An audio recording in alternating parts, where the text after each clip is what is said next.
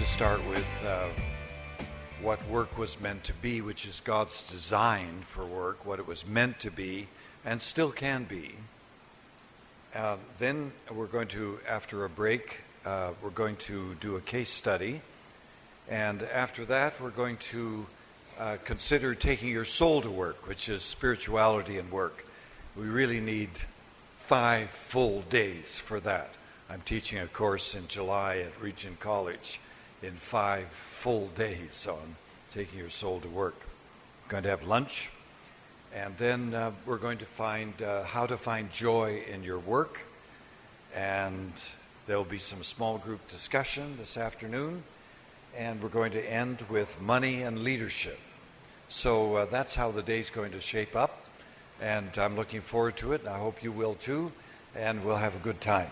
And I hope for a learning time for all of us, myself included.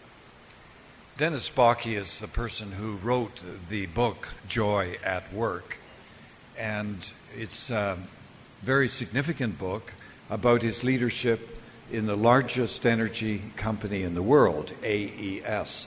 He said, God intended that the workplace be beautiful, exciting, and satisfying. Work was to be filled with joy. Work as a major reason for our creation, intended to be an act of worship. It was one of the most significant ways in which we can honor our Creator.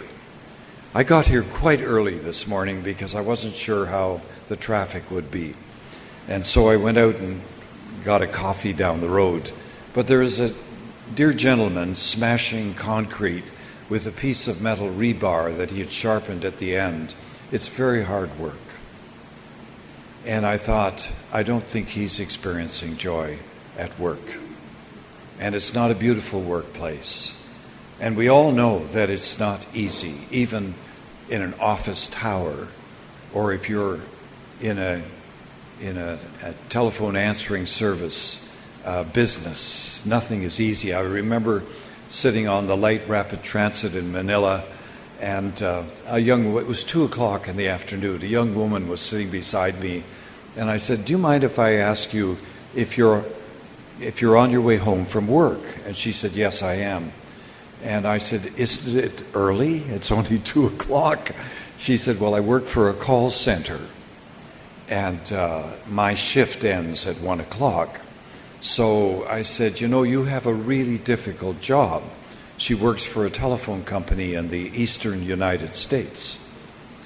And I said, you have a really difficult job. When people phone you, they are angry because something has not been done right. Oh, she said, they're terrible. They're abusive. They say terrible things to me. And then she said something really interesting. She said, I get to talk them down. And at the end, they thank me. I thought, oh, is she ever well suited for her work? She is well suited.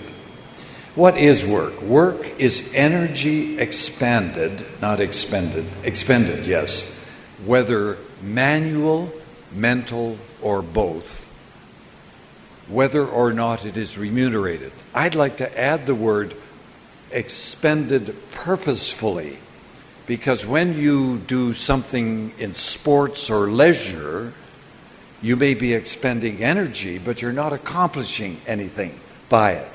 So work is energy expended purposefully, whether manual, mental, or both, and whether or not it's remunerated. So you may not earn any money from your work, but you're working. Now, today work is changing. Lots of people are still doing work like the gentleman down the road, smashing concrete, making way for a new driveway for some kind of store. But there is a shift, and it's throughout the world, from manual to mental. And it's the technological revolution that has made this possible. That more and more people are using their heads, their brains, rather than their hands and their feet, their brawn, Lots of people are still doing manual work. Manual work's good. I've been a carpenter, and there's something wonderful about making something with your hands and seeing them when it's finished for a meal, perhaps, which you've made, and you say, wow, it's good. But more and more people are using their heads. It's the latest invention in office safety. When your computer crashes, an airbag is activated so you won't bang your head in frustration. And further, there is a shift today from making products to providing a service. Now, of course, there's lots and lots of people making things, particularly in China, where I've been many, many times. But actually, the shift is from making things, products, to providing a service. And I wish I knew the percentage of workers in the Philippines that are providing a service. Of course, call centers, yes, but also people working in Jollibee and folks behind the counter in so many different places, as well as educators and other people that are providing a service. And that working with tangibles to working with intangibles. Intangibles means you can't touch it. It's something you can't get your hands on. And when I was doing carpentry, we were building new houses in Vancouver. We were also rebuilding older houses and fixing them up and making them, improving them in some way. But when we would build a house, our houses are all made of wood rather than concrete blocks and cement. Most of them at least are.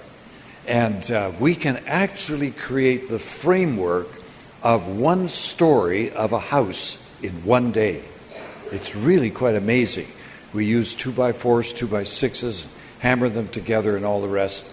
And at the end of the day, I could take off my nail belt and I'd look back and I'd say, yeah, we actually built one story of a house today. We could see what we've done. I come to the end of a day like today and I think, what did I do? I can't see anything. I do see your lovely faces. But I can't see what I've done. And that's true for many, many people in the modern and postmodern world. From repetitive tasks to intervention. And of course, there still are lots and lots of people doing repetitive things like this. This is the cracker salter. He's got a conveyor belt, and the crackers come by, and he puts salt on, and so on. I've been in many factories in China, and some of my friends actually own these factories. And they're good situations. They're not sweatshops. But people do sit beside conveyor belts and take off a little PC board and screw on a speaker or an integrated circuit, put it back on. And they move them around, they learn new skills, they have a good place to sleep and eat and get their hair done if it's a woman. And of course, I don't get my hair done anymore. You know, a long time ago when I was in Manila, I had a full beard. Nobody is stupid enough in Manila to wear a full beard, okay? I did. And it needed to be trimmed, so I was trying to find, if somebody said a unisex hair salon would do it. I went into 3 different unisex hair salons in Green Hills Mall, and nobody would touch me. I finally found a barber that would do it, and he said, I'll do it. But 5 men stood around the chair and watched it being done. Anyway, repetitive tasks. Still people doing it, of course. But lots and lots and lots of people are doing something that could be called intervention. Now, what do I mean by intervention? After being in China, I came back to Vancouver, and I have a friend who owns a high-tech company. It's not a big company, but they have a machine in there with spools of components, and an operator is on a computer, and he intervenes. He puts in the particular combination of components that he wants for this thing that he's making. And 2 minutes later, out comes a complete unit for an MRI machine. Now he's intervened. And even in our big sawmills for wood in Canada, it used to be people were working really hard physically, doing the same thing, pushing this log and that piece of, and now all they do is sit on a computer and tell the machine what to do. So that's what's happening. And then from hard work to stressful work. My grandfather, on my father's side, was a baker in England, and he came to Canada and bought a bakery. But my grandfather on my mother's side was a fisherman, and he owned a 70-foot, that's about 25 meters, 20 meters, 20-meter vessel, which he sailed to the north of the Atlantic in Labrador every year for 6 months and brought back a hold full of salted cod fish. It was hard work, but it wasn't stressful work. It was hard work. But today our work is stressful.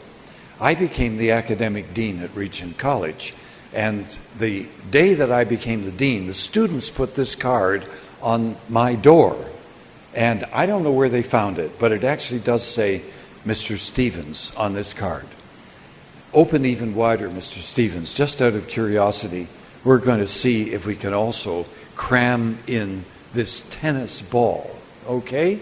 Now, I go to a dentist near where I live, and she's Chinese, Dr. Susan Chow. She's a lovely, lovely person, and she has looked after 4 generations of our family. My parents-in-law, right through to my grandchildren, and she's really good. She looked into my mouth when I became dean, and she said, "Paul, have you changed jobs?" I said, "Susan, how do you know?" She said, "You're grinding your teeth at night, all night long, because of the problems, the stress," okay? Now, 6 years later, I stopped being dean. Now, I go to the dentist every year, so I didn't wait 6 years. But after 6 years, I went once again, and she looked into my mouth, and she said, "Paul, have you changed jobs again?" I said, "Susan, how do you know? You're right. You stopped grinding your teeth at night." So I told this to the new dean, somebody who's lived in the Philippines, Dr. Gordon Smith. And he said, "Oh, that's the kind of dentist I want." So he went down and signed up with Susan Chow and said, "I'm the new dean at Regent College." It didn't twig with her until his mouth was full of Rubident and cotton batting. And she said, "Oh, you're the new dean at Regent College." And he said, "Mm-hmm." At which point she said, "You're the best thing that's happened to Paul's mouth." So my grandparents did really hard work. My father has done stressful work, and so have I. And so do you. Stressful work. And then from 6 days to 24/7. Now, I'm only partly connected. I don't have a smartphone. I know that I have a cell phone. It's one of those old flip jobbies, you know? I know it's crazy. But actually, I did a film the other day, and the filmmaker said, no, this is retro. Keep it. It's retro. It's something historic. It's really beautiful. So anyway, but today we're connected 24/7, which is really something. In Japan, employees occasionally work themselves to death.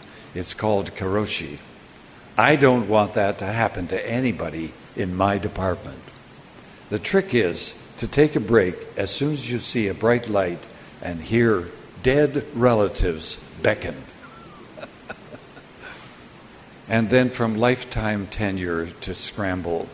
We drove in from the volcano yesterday afternoon and chatting with 2 lovely young people from here, one of which is working in Qatar as a nurse and the other is actually working on a small island country off of Australia in a detention center.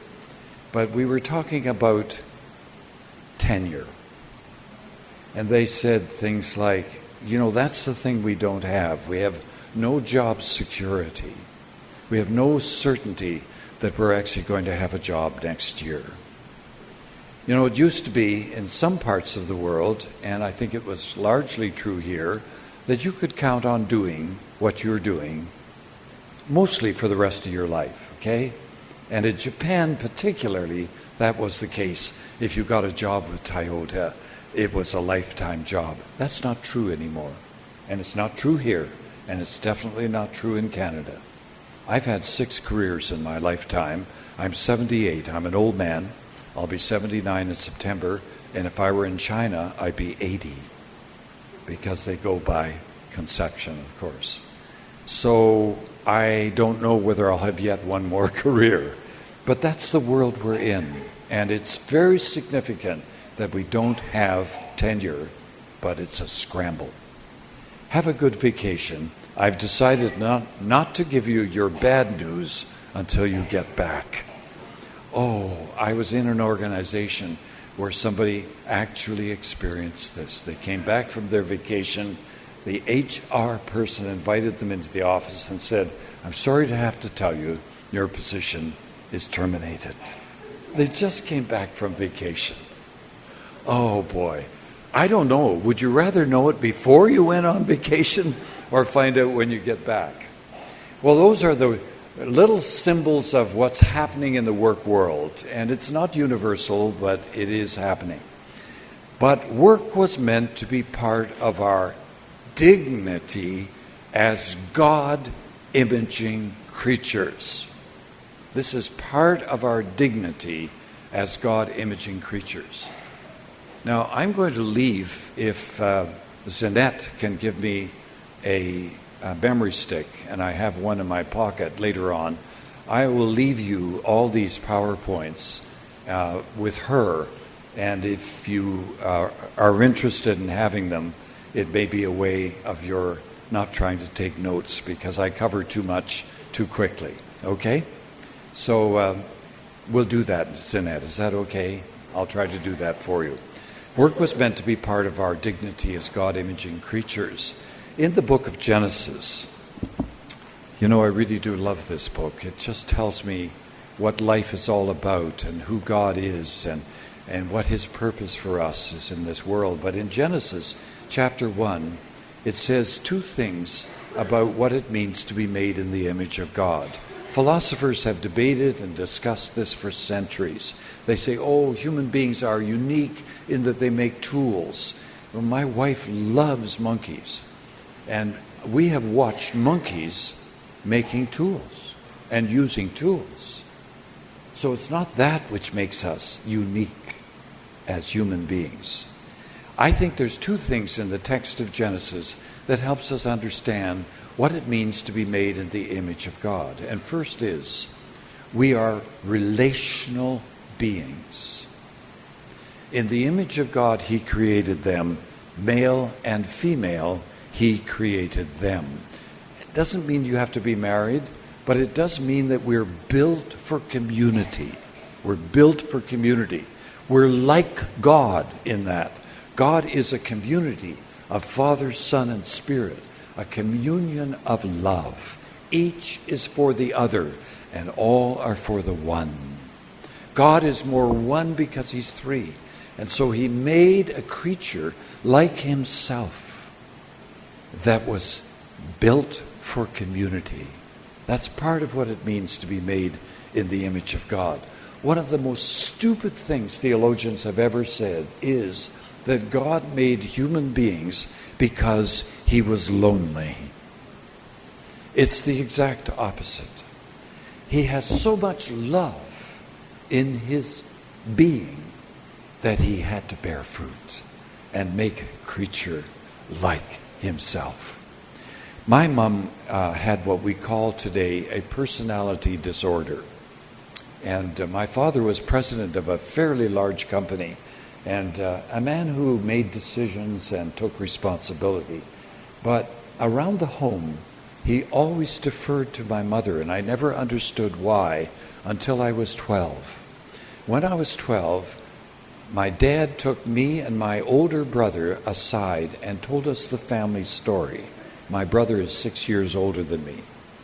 And he said, when you, my brother, were born, Mom went into a deep depression. Today we know it's called postpartum psychosis. She was very seriously ill and in the hospital for a long time. And the doctor said, no more children. Don't have any more children. But 2 years later, Mom conceived another baby, and the baby was born dead, a little girl. And Mom went into a profound depression again. And the doctor said, no more children. Don't have any more children. And then Dad turned to me and he said, then you came along. And he could have said, you were a frightening possibility. Or he could have said, you were not planned, that arrogant thing we say today. Or he could have said, you were a mistake. But he said something beautiful, which I treasure to this day. He said, you were a love baby. Now, I do know that, maybe you don't know, that term love baby is sometimes used in another way. But he meant it in the right way, that I was a love baby, and so are you.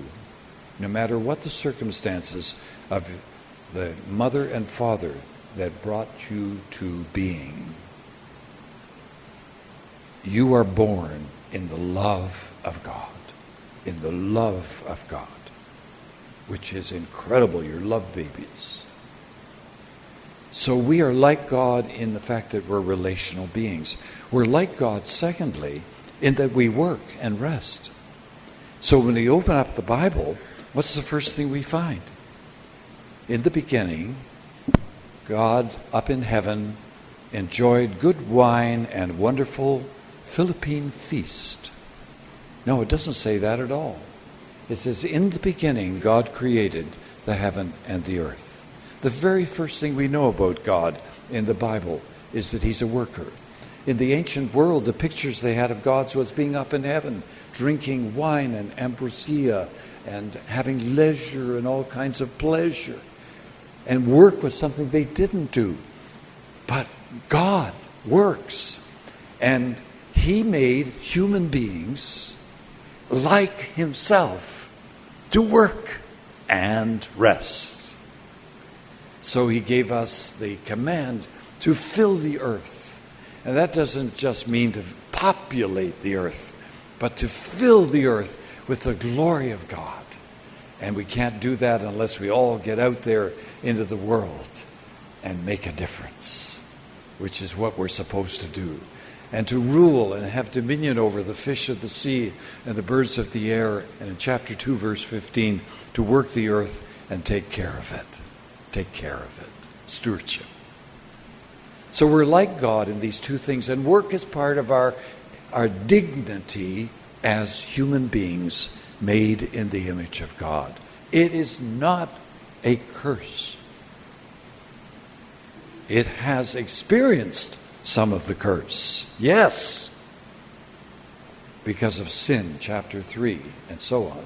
Sweat of the brow and all the rest. But it was given even before there was sin in the world. It's part of what it means to be a human being. I believe that in heaven, I am going to be a fully human being. That's with a body with hair. I've lost it, but it's going to come back, not just because of some great scalp treatment. And we're going to work because it's part of our humanity. It's part of what it means. Now, secondly, human beings are community builders, and work is a practical way of loving our neighbor, improving and embellishing human life. So work is a practical way of loving our neighbor. When I open up the book of Genesis, I find there's 3 full-time jobs, not just one. The first is communion with God.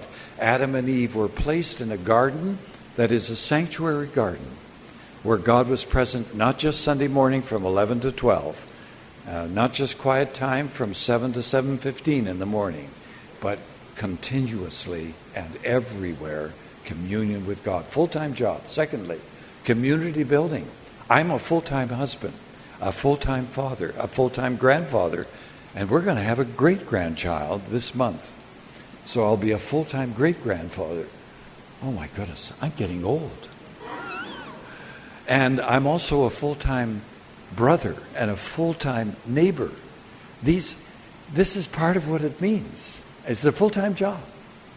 Even though I can't spend all my time actually directly doing it, but it is. And thirdly, full-time job, making the world work and developing the potential of creation. Community building. I told you that my grandfather on my father's side came from England in 1902, and he had 9 children and $20. $20 is what, 1,000? Is that right? Yes, 1,000 pesos. That's all he had, and got a job in a bakery, and then eventually he started his own bakery, Stephen's Bread and Cakes, as you can see, and the van looks pretty spiffy. It's got, a beveled glass window. But the horse looks awful. It's really a sick horse. Anyway, that was my dad. My wife's father, his name is Bolter. That's the family name, Stan Bolter. He's sitting here on an ancient olive oil press, where you roll this thing around the olive oil press and squeeze out the oil from the olives, okay? His whole life has been in vegetable oil processing, from soya, capro, from groundnuts, peanuts, and so on. And he retired from being the president of a processing company, moved to Vancouver, but he became the president of the Rapeseed Association of Canada. Anybody know what rape is? I don't mean the bad thing, but I mean the kernel, rape. It's a yellow flower, and the fields are all yellow. I don't think it's grown in the Philippines. It's grown in more temperate climates. And he knew that rape was an incredible oil. During the Second World War, and you folks went through this in the Philippines, the PT boats had very fast boats, but they had engines that worked at such high RPMs and were so hot that petroleum oil broke down. And so they had to use rape oil. Rape oil did not break down. So he was in an essential industry in the Second World War because he was producing oil for lubricating these PT boat engines. But he knew that rape oil was really, really good, except it had 2 acids, which 2 countries of the world claimed were carcinogenic, cancer-causing. No proof. And so he formed a plant, a factory in Canada to genetically modify rape, to remove these 2 acids by breeding it with an Argentinian strand. And it was my mother-in-law who said, "Stan, you can't call it rape. It's such a bad name in English. Call it Canadian oil. Canola. Canola." So he actually invented canola oil. And almost everywhere I go in the world today, canola oil is what's being used. It's a very, very good oil. Practical way of loving your neighbor. I wonder if you could identify the gentleman, third from the right. He's kind of, second from the right, excuse me. It says underneath Carol, that man, kind of slouched like this. Could you have any idea who that might be? I assume that some of you have a Roman Catholic background or maybe are currently Roman Catholic. This is the late Pope John Paul II, as a young man working on a construction site.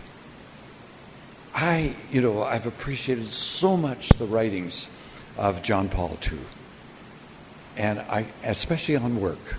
And I think, how does this guy understand work so deeply? Because he's worked. Even as a young man, he worked on a construction site. We've been to Africa for 10 years, and here's a butchery. A great logo, suffering without bitterness. In other words, we do kill the animals and they suffer, but there's no bitterness in the meat. These are my friends in Slovakia. They're both sculptors. They don't believe in doing little sculptures. They do big sculptures. But for them, it's again a practical way of loving their neighbors, creating something beautiful. And in Thailand, a fisherman, again, it's in our family to be fishermen. And so, again, a practical way, not just to providing for your family. My wife is on the left here, and she's working with a friend of ours in Africa at the time, mending clothing. And some of you have done that. Clothing, Adam and Eve, was, the Jewish people say, the first blessing in history, first act of loving kindness. Every act of making, providing, and selling clothing is an imitation of God, because God clothed Adam and Eve in the garden, okay? Here's a man who's painting a building, a house. So work is a social activity. It's relational. We're called to work together.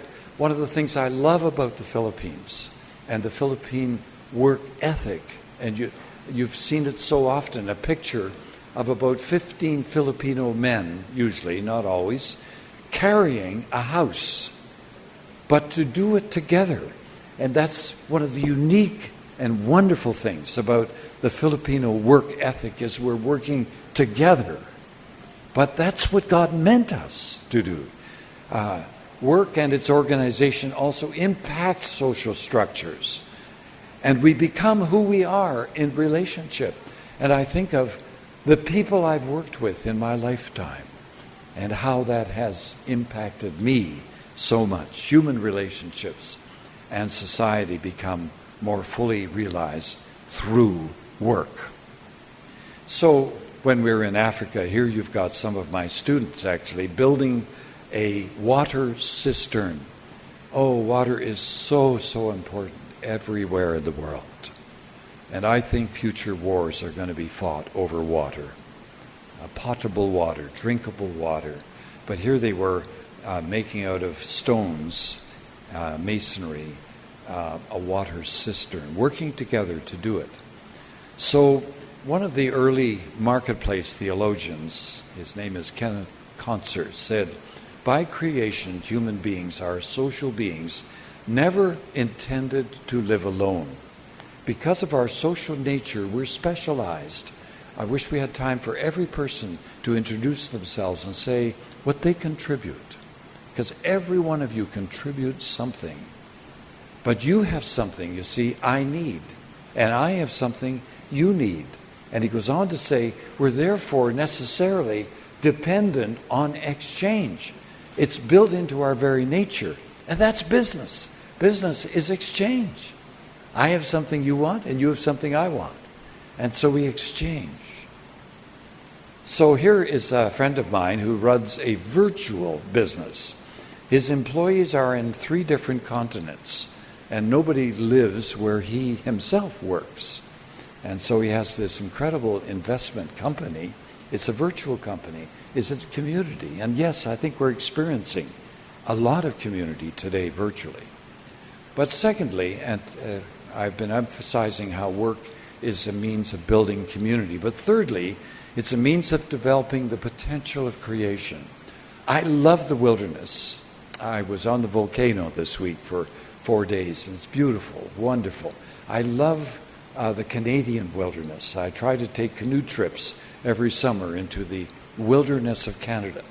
But I don't think God meant everything to be kept as a wilderness. He meant us to develop the potential of creation. This is the co-creativity, the third full-time job of human beings. And we do this by making tools. I'm going to ask you, I won't look at any faces, so don't be embarrassed. But I'm going to ask you to put your hand up. If any of these are things that you do, does anybody here make tools? Nobody does, okay? Beauty. Anybody here? No hair salon people? No, nobody makes beauty. No fashion designers? Nobody else? Any people who are in commercial design? Nobody? Okay. Music. Anybody here make music? Okay, we got one person. Good. The last living human musician. Comfort. Anybody here makes comfort? Nobody.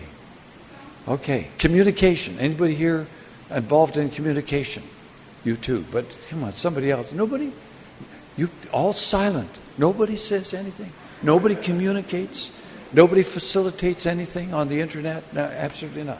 Transportation. Anybody involved in transportation? Nobody. Anybody here who works?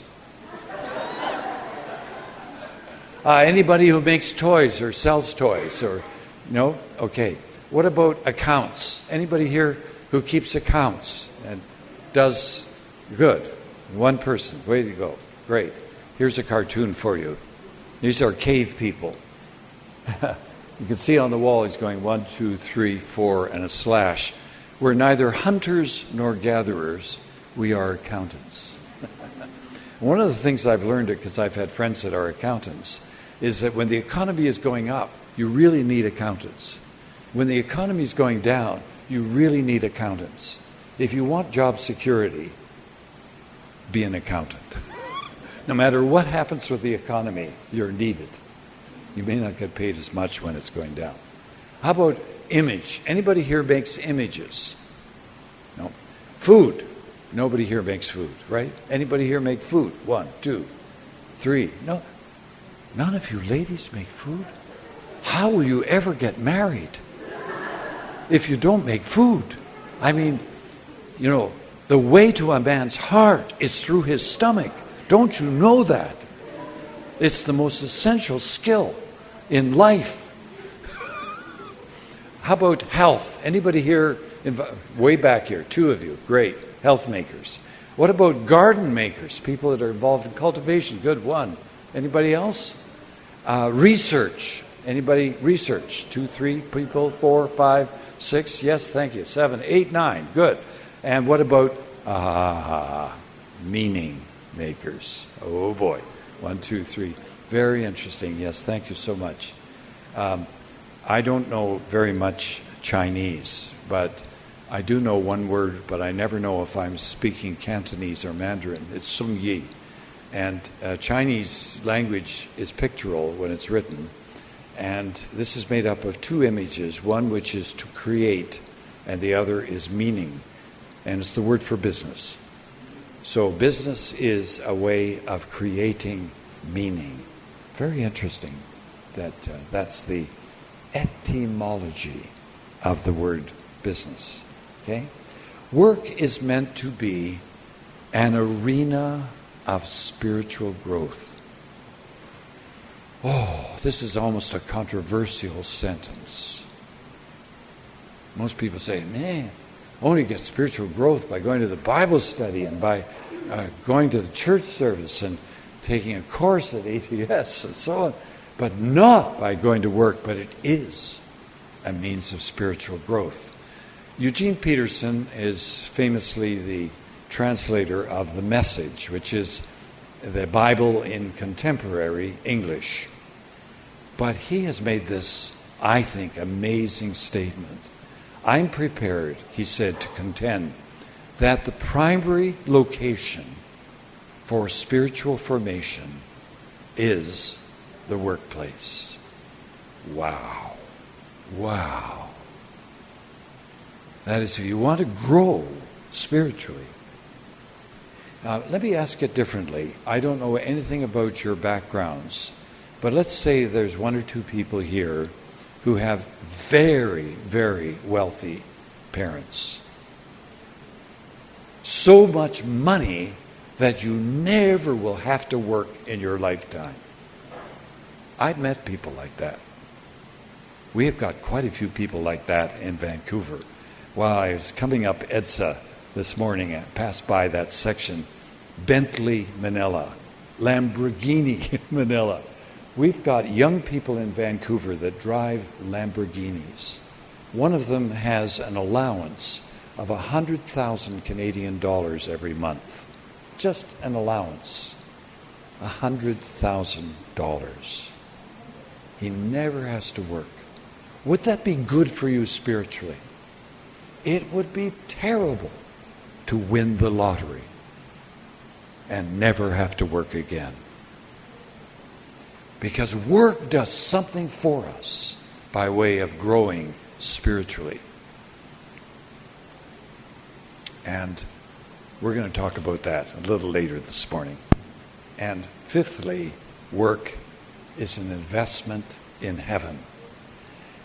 I have to tell you, I've never heard anybody teach this. I've never heard anybody say it.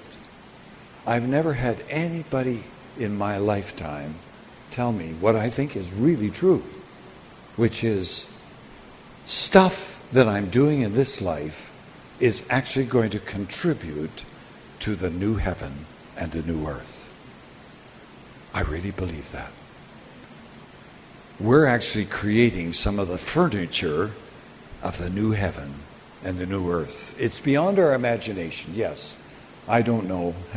I've written quite a few books, and I don't know whether they're going to be in heaven. I think they could go up in smoke at the end.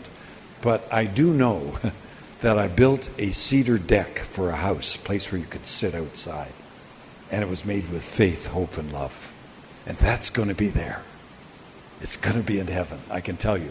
And we're going to have a reunion of this day. And I'll tell you how to get there, because there won't be any GPS, but I'm giving you the instructions, okay? Go down the Gold Street, turn left on Platinum, turn right on Silver, and the second mansion on the left will say Stevens Gallery and Deck. And we're going to have a Starbucks coffee on my deck in the new heaven and the new earth. I'm kind of teasing, but I'm not really teasing. I'm thinking that your work done with, I grew up in this poem, only one life, it will soon be past, only what's done for Jesus will last. And people said, oh, that means that the only work that lasts is witnessing, gospel work, being a pastor, being a missionary. That's the only work that's going to last. You know what? A lot of gospel work won't last.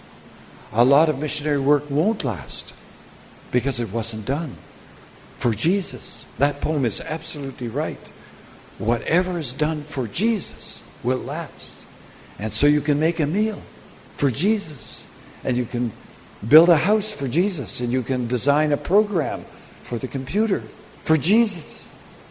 And in some way beyond our imagination, it's going to last. So to give you the whole Bible in one screen, this way you don't have to go to seminary, you don't have to read the Bible, you don't have to do anything. It's all here, okay? 3 full-time jobs in the Garden of Eden in Genesis. But in Genesis 3, we experience sin. Adam and Eve sinned. This desire for autonomy. They wanted to be like God. And it resulted not in communion with God, but alienation. They're hiding from God among the trees of the garden. God's still looking for them, but they're hiding. And instead of community, this loving community of Adam and Eve, there's brokenness in relationships. And instead of the man and the woman being side by side and equal, they now become over and under. Rule. Your husband will rule over you, yet your desire will be for your husband. This is Genesis 3:16, and people think that means even though your husband is going to dominate you, you will still desire him. No, it doesn't mean that. It's the same Hebrew word as Genesis 4:7, when sin was about to overpower Cain, who wanted to murder his brother, and God said, sin is couching at your door and wants, its desire is to overpower you. It's a desire to overmaster the man. And like the woman who said, my husband's the head, I'm the neck, and I can turn the head any way I like. Okay? That's covert rebellion. Okay? And everywhere I go in the world, I ask church leaders, is that what God wants? No, it isn't what God wants. It's what human beings, through their sin, brought into the world. What he wants is a side-by-side companionship of men and women. And instead of co-creativity, we've got destructiveness, terrible destructiveness, and work that is punishingly sweaty, hard, and unfulfilling. And those are real problems in the world. But under the new covenant, in Christ, in the newer testament, we have access to God. Once again, we can call God Father.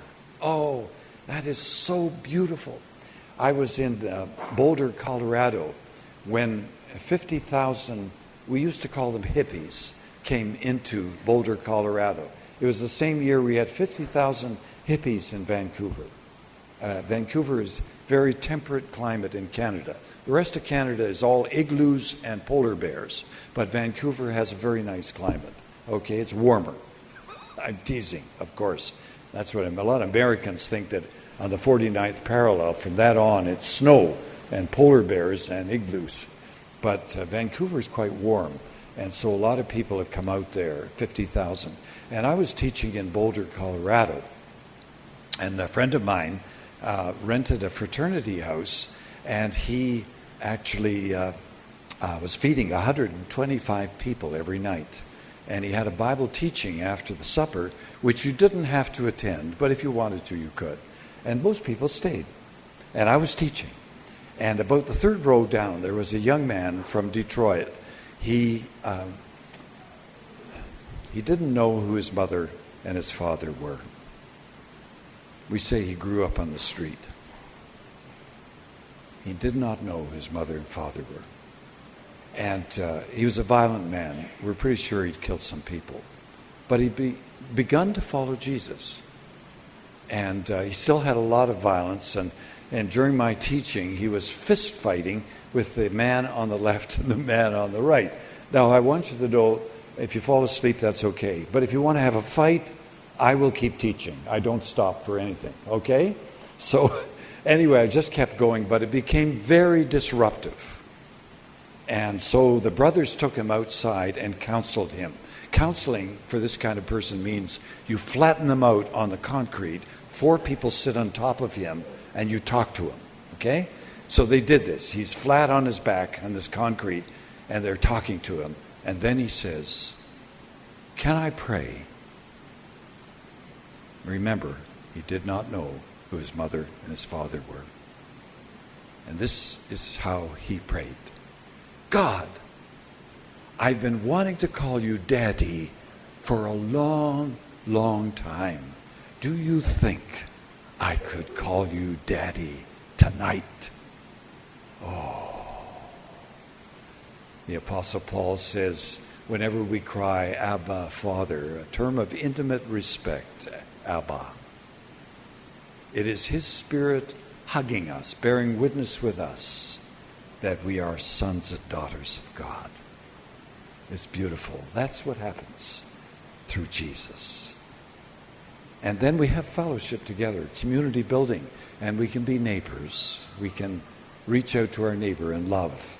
We can have meaningful work and earth-keeping. Now, work isn't going to be perfect until we get into the new heaven and new earth, but it can be meaningful work, and contributed to other people, to our neighbors through our work. And then when we get to the new heaven and new earth, we're in the book of Revelation. We've gone all the way through the Old Testament, all the way through the New. You don't have to read the Bible ever again. You've got the whole Bible now. But in the new heaven and new earth, it's continuous communion. Continuous. I mean, if you didn't want to be in God's presence, why would you want to be in heaven? Because that's what heaven's all about. It's being with God all the time. So there's a great English author who said, "Nobody is ever sent to hell. They insist on going." I think that's true. in John chapter 3. This is judgment, that light has come into the world, and men loved darkness rather than light. Heaven is going to be continuous communion. And the people, I had such a taste of it this week. We had 34 countries, nurses from 34 countries, mostly women, but a lot of men, from 34 countries of the world. Very difficult situations. But it was a taste of heaven, because while most people will be Filipino in heaven, there's going to be a few Canadians, very few Americans, but a lot of Filipinos, okay, are going to be in heaven. And the languages, it's going to be great. You know, it's going to be better than, it'll be a permanent Pentecost, in that we're all going to understand each other, and I will finally be able to speak in Mandarin. So, which is great. One of the things I'd love to be able to do. The city of God and the people of God. Oh, it's going to be phenomenal. And fulfilled creativity. Oh, I'm a frustrated artist, you know. I teach twice as much as professors that are on salary. And I don't really have a lot of spare time for what I've always in my lifetime wanted to do, which is to be an artist. And I do have some artistic flair. But I'm just such a beginner. But remember, down the Gold Street, turn left on Platinum, right on Silver, it'll say Stevens Gallery and Deck. Stevens Gallery and Deck. Starbucks coffee. Okay. Maybe it won't be Starbucks. Maybe it'll be a Jollibee. I don't know. But fulfilled creativity. You know, the question of the continuity of creation is very important. There are a lot of people, and I'm sorry this came from the United States, that really believe that when Jesus comes again, this whole world is going to go up in smoke. It'll be annihilated. And if that's true, that it's going to be annihilated, and if Jesus is going to make a new heaven and a new earth out of nothing once again, it doesn't matter what you do with this creation. Just mess it up, because it's all going to go up in smoke anyway. Anyway, it's going to go up in smoke. I don't believe that's what the Bible teaches, but it's part of the eschatology. Sorry, that's a big word. It means end times, thinking about the end, the consummation. It's part of the eschatology that has come from American evangelicalism. And it's bad, because it means it doesn't matter what you do with planet Earth. Whereas, if the second coming of Jesus means not the end of this creation, but the purification of everything, including your work, including the soil, including the cities, the renewal, the transfiguration, the regeneration of everything. The most wonderful renewal text in the whole Bible is in Revelation 1:21, verse 5, where Jesus says, "Behold, I am making everything new." Oh, I can hardly wait. Can hardly wait. What a vision this is for us of our future, that your work, your life, your city, your country is going to be renewed. Will our work last? Does only gospel work have eternal significance? There's a book with the title Earth Crammed with Heaven. It's a lovely title. I've written a few books. I don't know whether you realize it, but the publisher chooses the title, not the author. They know, and they choose the cover.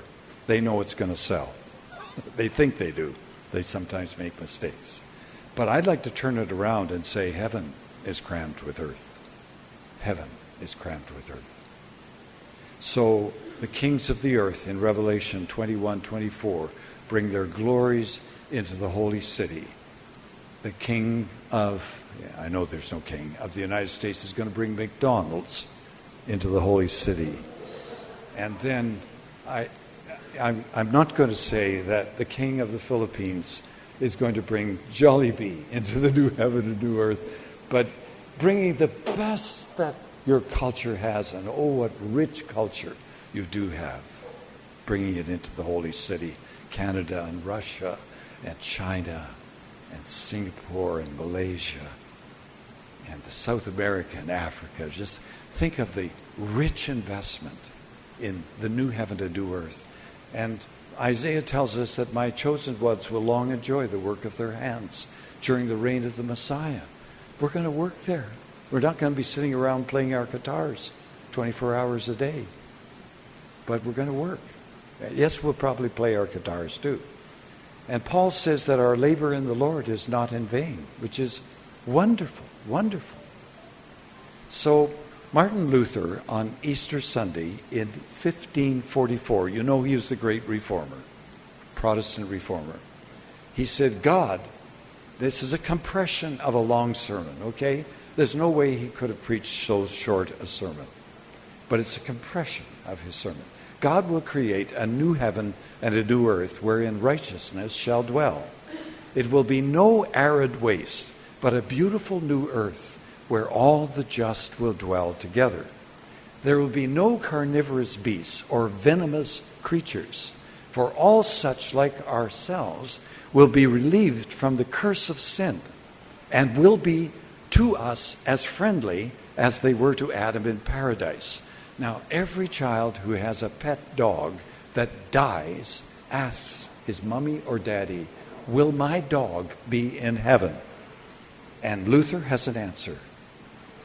There will be little dogs with golden hair shining like precious stones. Now, Luther didn't have the advantage of PowerPoint, but Our Lady of Martyrs Catholic Church had a sign. All dogs go to heaven. But across the road was a Presbyterian church in Quezon City. Only humans go to heaven. Read the Bible. Not to be outdone, God loves all his creatures, dogs included. Beulah Press. Dogs don't have souls. This is not open for debate. Catholic dogs go to heaven. Presbyterian dogs can talk to their pastor. Converting to Catholicism does not magically grant your dog a soul. Free dog souls with conversions. Dogs are animals. There aren't any rocks in heaven either. All rocks go to heaven. Oh, wouldn't Luther have loved that? But to continue with his sermon, the foliage of the trees, the verdure of the ass, will have the brilliancy of emeralds, and we ourselves, delivered from our mundane subjection to gross appetites and necessities, shall have the same form as here, but infinitely more perfect. Our eyes shall be radiant as the purest silver, and we shall be exempt from all sickness and tribulation. Oh, we shall behold the glorious Creator face to face. And then what ineffable satisfaction will it be to find, oh, may this be true, our relations and friends among the just. Leslie Newbigin says, we commit ourselves without reserve to all the secular work our shared humanity requires of us, knowing that nothing we do in itself is good enough to form part of that city's building, knowing that everything from our most secret prayers to our most public acts is part of that sin-stained human nature that must go down into the valley of death and judgment, and yet knowing that as we offer it up to the Father in the name of Jesus and in the power of the Spirit, it is safe with him and purged in fire. It will find its place in the holy city at the end. And N.T. Wright says, in the Lord your labor in the Lord is not in vain. You're following Jesus and shaping our world in the power of the Spirit. And when the final consummation comes, the work you've done, whether in Bible study or biochemistry, whether in preaching or in pure mathematics, whether in digging ditches or in composing symphonies, will stand, will last.